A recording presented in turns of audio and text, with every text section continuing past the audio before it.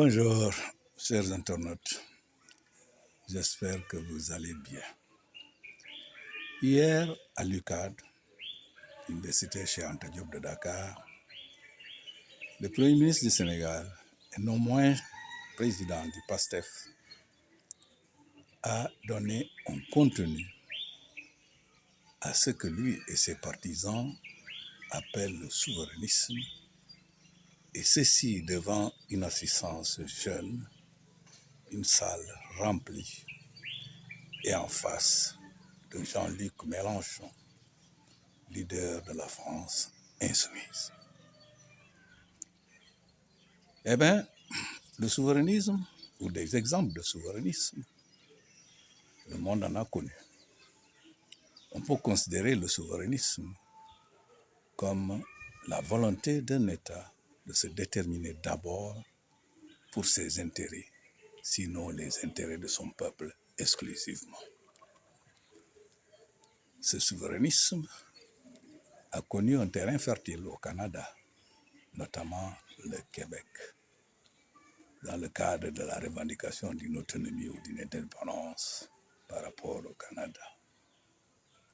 En Europe, dans le cadre de l'Union européenne, les anti-européens, certains se sont dit souverainistes pour dire qu'ils veulent d'abord se déterminer en fonction des intérêts exclusifs de leur pays. Ce n'est pas la première fois que cette voie qu'empruntent ainsi Ousmane Sonko et ses partisans soit explorée.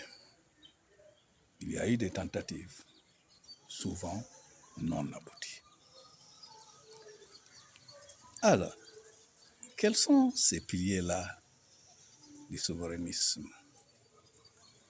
Premièrement, le président du PASTEF a indiqué qu'il y a une nécessité impérieuse pour le Sénégal, dès lors qu'il se veut souverainiste, de mobiliser suffisamment de ressources pour financer, bien sûr, son économie.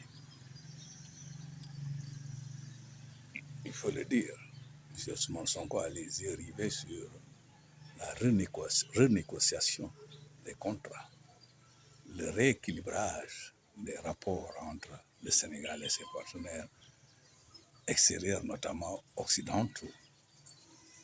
Mais on peut toujours suggérer que des projets bien ficelés soient financés par le levier de la participation populaire. Les fonds peuvent être levés directement au niveau des Sénégalais d'ici, de la diaspora et de nos amis, dès l'instant que ces projets sont bien ficelés. En deuxième position, le président du PASTEF, Ousmane Sonko, a bien sûr indiqué qu'il ne saurait y avoir de souverainisme pour le Sénégal s'il ne contrôle pas totalement sa défense et sa sécurité. C'est en cela, logiquement, qu'il a rappelé que nous allons vers ce qu'on appelle un départ progressif, mais certain, des forces étrangères, pour ne pas dire des bases. Si des bases doivent exister au Sénégal, ce sera sur des accords renégociés, repensés. Un autre point qu'a indiqué M. Sonko, c'est la nécessité de préférer nos entreprises. Parce que ce que nous vivons aujourd'hui, c'est que cette croissance-là est extravertie. Qu'est-ce que cela veut dire?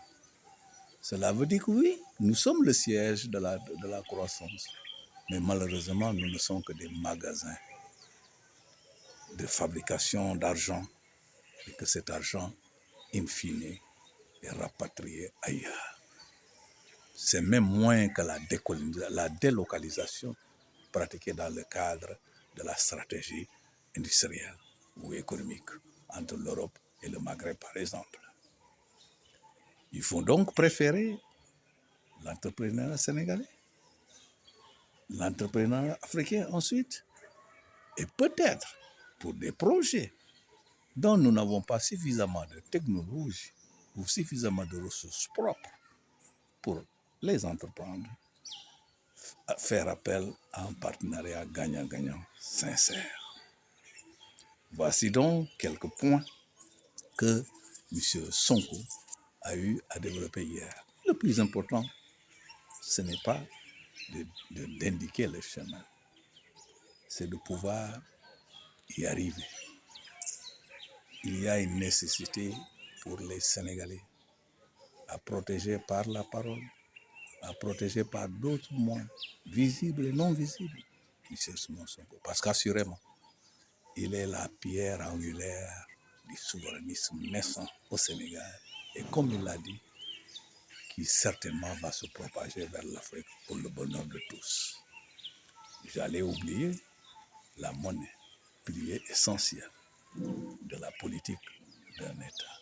Et comme il l'a dit hier, on ne peut qu'envisager cette solution avec bonheur en Afrique.